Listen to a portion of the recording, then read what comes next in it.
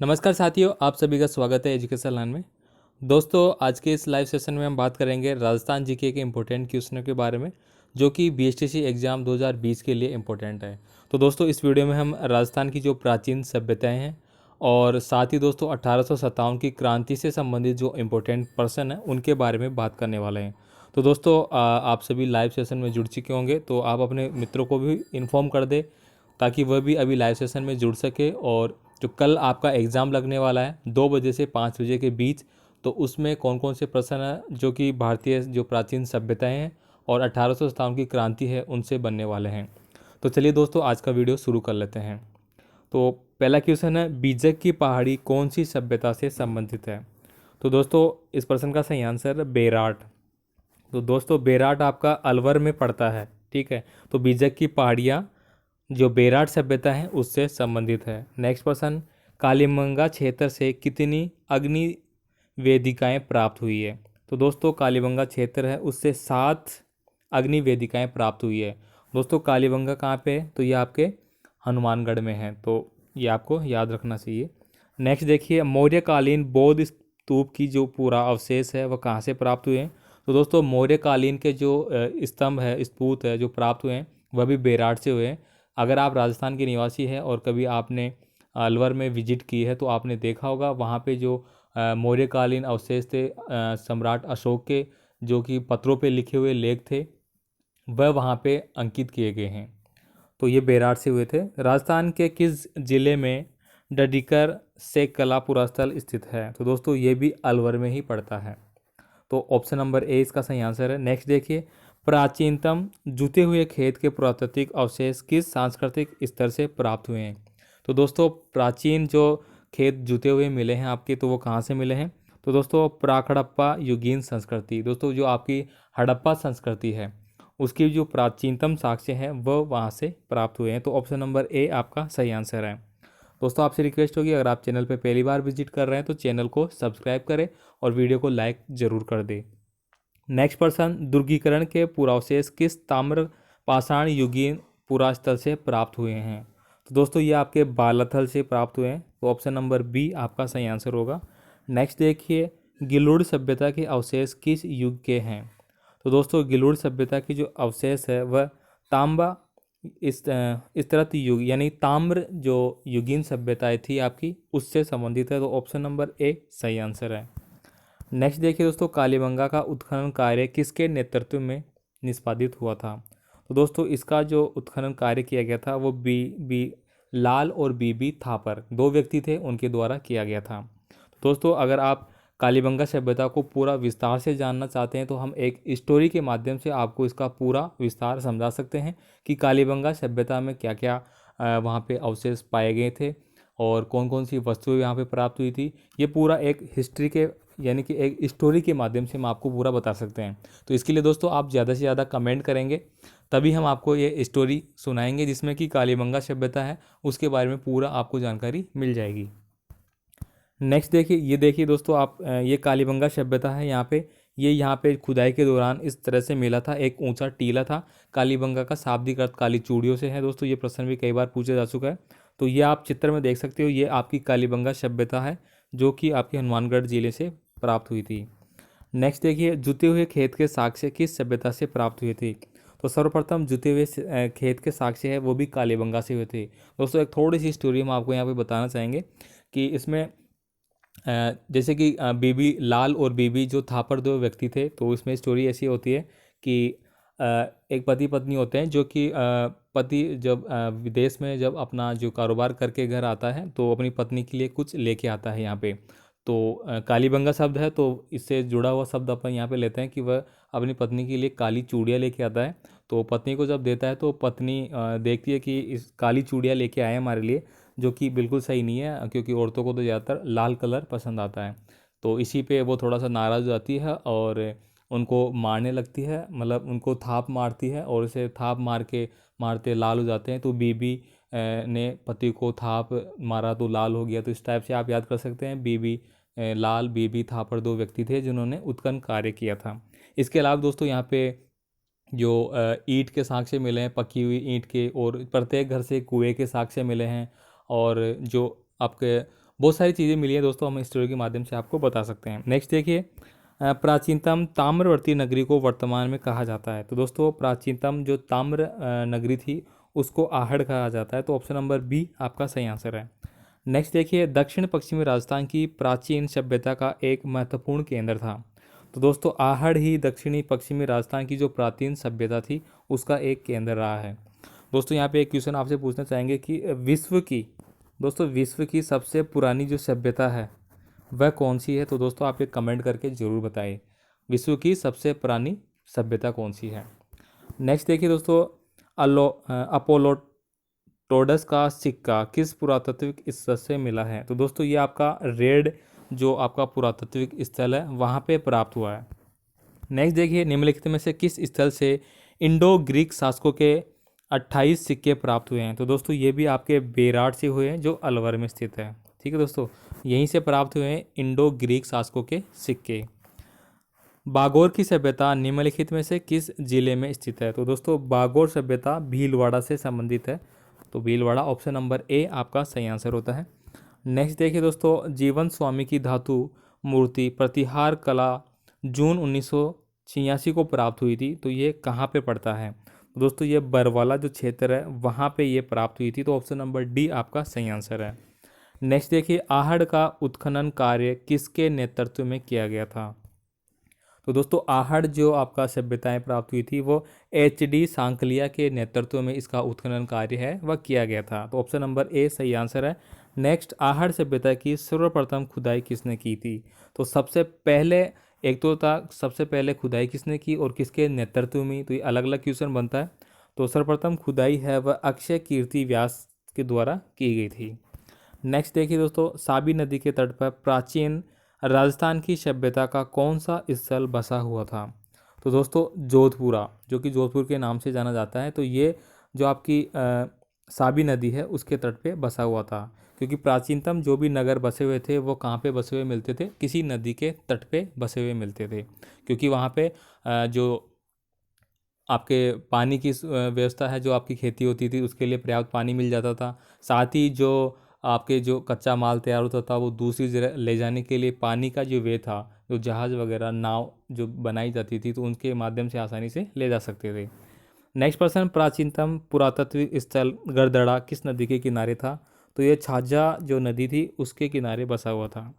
Next देखिए दोस्तों, तरखान वाला डेरा जहाँ आर्य सभ्यता के प्रमाण मिले हैं कहाँ पे स्थित है। तो दोस्तों ये श्री गंगानगर में स्थित है।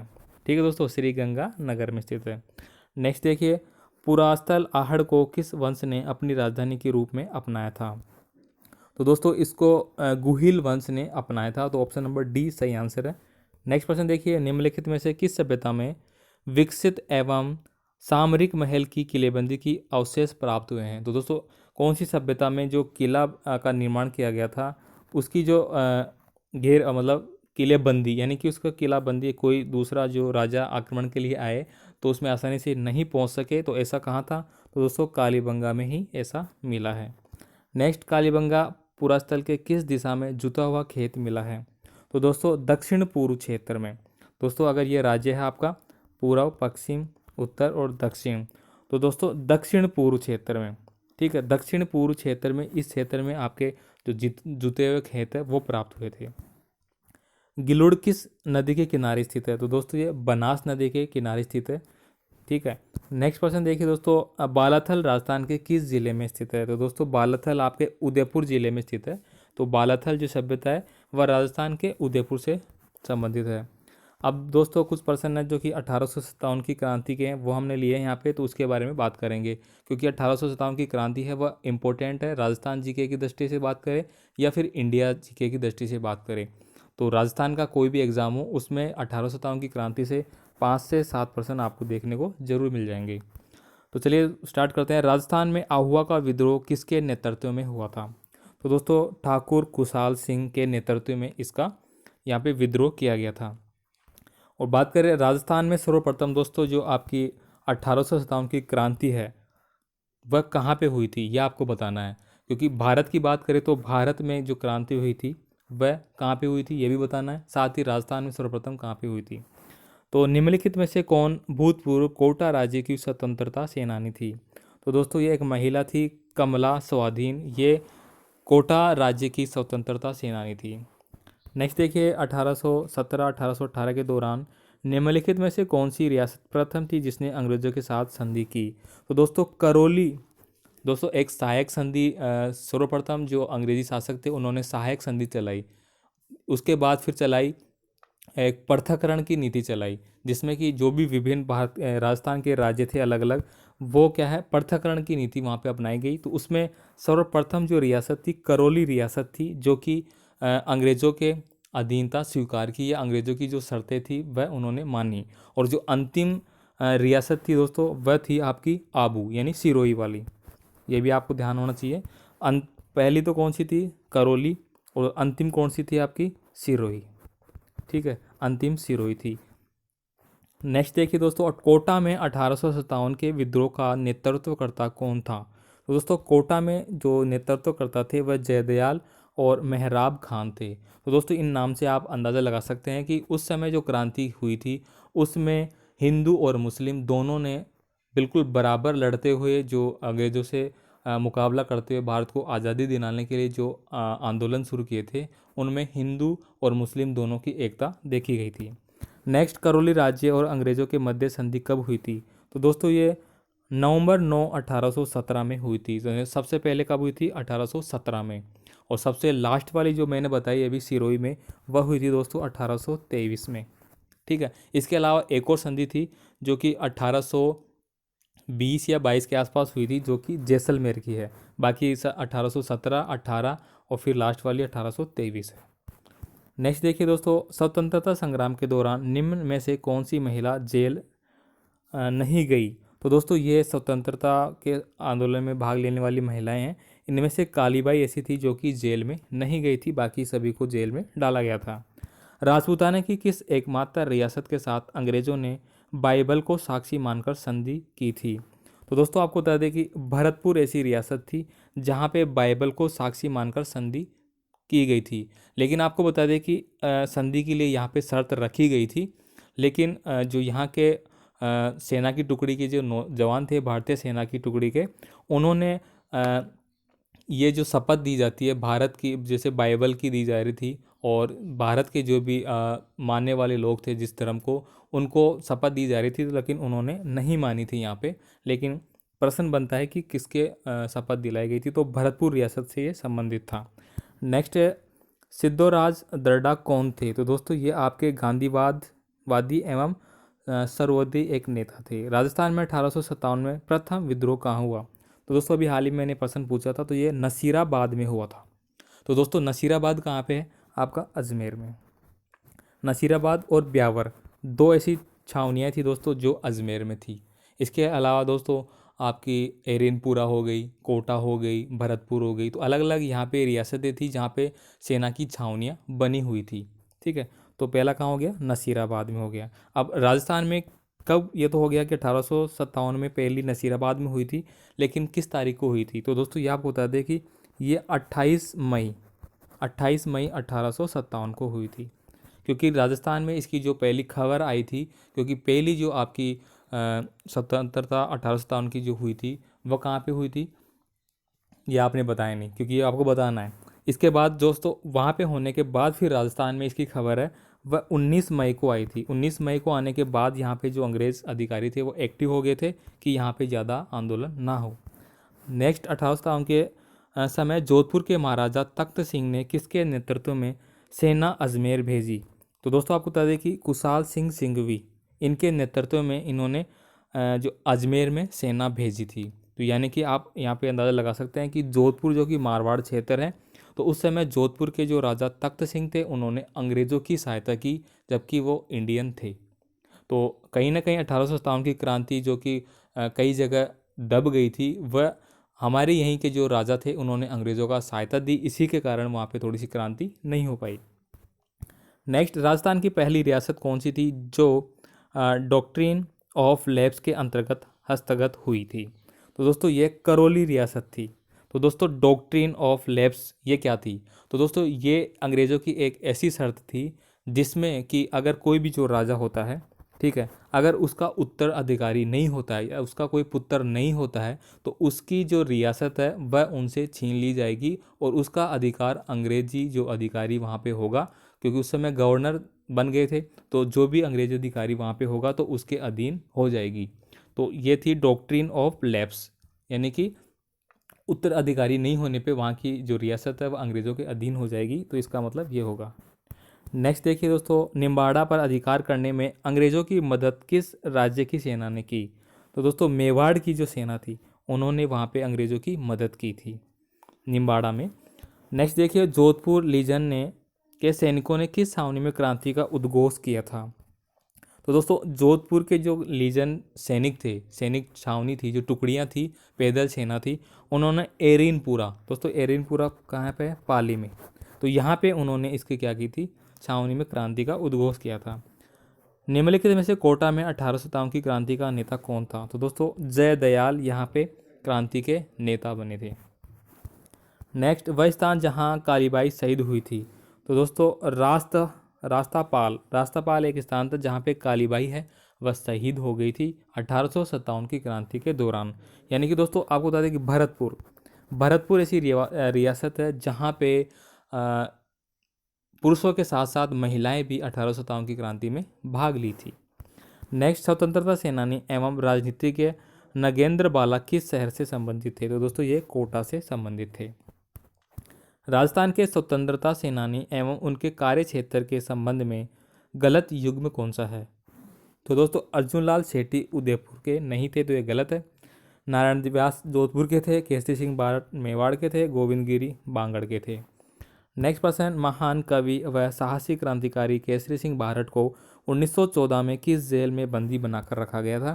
तो हजारीबाग जो जेल था वहाँ पे उनको कैदी बनाया गया था। सिद्धराज गड्ढा कौन थे? तो दोस्तों गांधीवादी, फिर से रिपीट हो चुका है, ये एक बार पहले भी आ चुका है। तो ऑप्शन नंबर 20 का सही आंसर है। अव्वा के ठाकुर कुशाल सिंह को किसने के द्वारा शरण दी गई थी?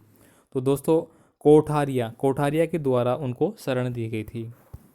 1857 की क्रांति के दौरान मेजर बर्टन और उनके 2 पुत्र कहाँ मारे गए थे? तो दोस्तों ये कोटा में मारे गए थे। कोटा में जब आंदोलन हुआ था 1857 का, तो वहाँ पे जो मेजर बर्टन थे उनके 2 पुत्र वहाँ पे मारे गए थे। इनमें से कौन भूतपूर्व कोटा राज्य की महिला सेनानी थी? दोस्तों कमला स्वाधीन वहाँ की सेनानी थी। भवानी साय शर्मा राजस्थान के स्वतंत्रता सेनानी संबंधित किससे थे? तो दोस्तों ये अलवर रियासत से संबंधित थे। ठीक है। और आपको बता दें कि अंग्रेज़ों की जो सर्वप्रथम जो संधियाँ हुई थी, जिसमें कि सबसे पहले जो संधि हुई या जिन्होंने अंग्रेज़ों का साथ दिया, तो सबसे पहली रियासत थी भरतपुर, उसके बाद थी अलवर। नेक्स्ट देखिए, विजय सिंह पथिक ने राजस्थान केसरी समाचार पत्र का प्रकाशन कहाँ से किया? तो वर्धा से किया था। तो दोस्तों यहाँ पे 2 प्रश्न बनते हैं आपके। विजय सिंह पथिक के द्वारा केसरी समाचार पत्र है वह शुरू किया गया, और विजय सिंह पथिक ने यहाँ कहाँ पे शुरुआत की? तो वर्धा से की। नेक्स्ट देखिए, निम्न में से वह क्रांतिकारी जो सबसे कम उम्र में शहीद हुए थे? तो दोस्तों प्रताप सिंह बारट ऐसे स्वतंत्रता सेनानी थे 1857 के जो कि कम उम्र में ही शहीद हो चुके थे। तो दोस्तों ये 1857 की क्रांति और कुछ पर्सन आपके सभ्यताओं के थे। ठीक है दोस्तों, तो ये आज का लाइव सेशन है दोस्तों, इसमें हमने लगभग 30-60 प्रश्नों के समथिंग आपसे डिस्कस किया। तो उम्मीद करूँगा आपको वीडियो अच्छा लगा होगा। तो दोस्तों अगर आप और भी ऐसे देखना चाहते हैं लाइव सेशन जिसमें कि कल का एग्ज़ाम के लिए आपका इम्पोर्टेंट हो, तो कल हम सुबह मॉर्निंग में अगर आप कमेंट करते हो तो हम ज़रूर अपलोड करेंगे। अन्यथा फिर कल दोस्तों आपका जब एग्ज़ाम ख़त्म होता है तो उसका एनालिसिस है वह हम ज़रूर अपलोड करेंगे। तो आप चैनल को सब्सक्राइब जरूर करें ताकि कल आपका एग्ज़ाम लगता है तो उसमें कौन कौन से प्रश्न आपसे पूछे गए, उनके क्या आंसर रहे, ये हम आपको बताने वाले हैं। तो आज का वीडियो यहीं पे समाप्त करते हैं।